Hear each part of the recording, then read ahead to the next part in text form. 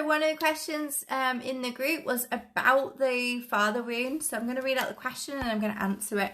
So it says, masculine energy keeps popping up for me. I'm not sure why, but maybe some healing involved. Is this father wounds?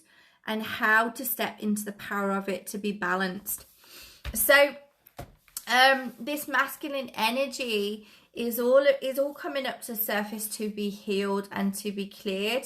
So really it helps to sit with what the problem is that you're facing and trying to trace it back to the root cause, and then looking at the root cause and then changing your perception on it. So what I like to do when I'm changing perception on scenarios with clients, for example, is I will put myself in the shoes of the person who did the deed, for example. So, if it's a relationship that you had with an ex-partner, male, or someone who's got a lot of masculine energy in them, or if it's a relationship you had with your father, it's kind of like put yourself in their shoes and ask yourself what happened to enable them or disable them to behave in the way they did to them, to you. Like, that really helps me kind of like rephrase everything in my life. That helps a lot.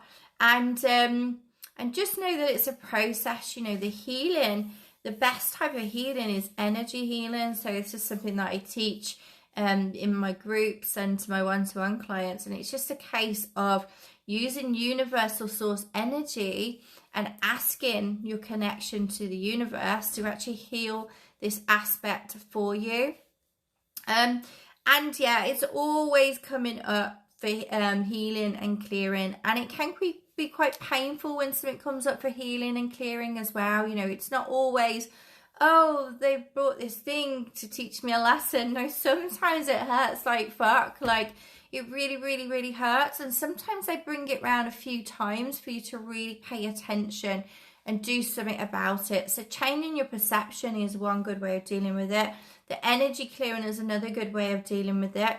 And the third thing, they're reminding me, is just to remind yourself that you're not that little girl anymore. You're not that girl at that age that can't deal with that situation. Now you can, because you know how to deal with boundaries, you know how to communicate your needs, you know how to look after yourself with self-care.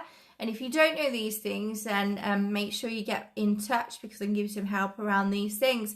But remind yourself that you're not that person anymore without all the skills that you have now. That's really useful too.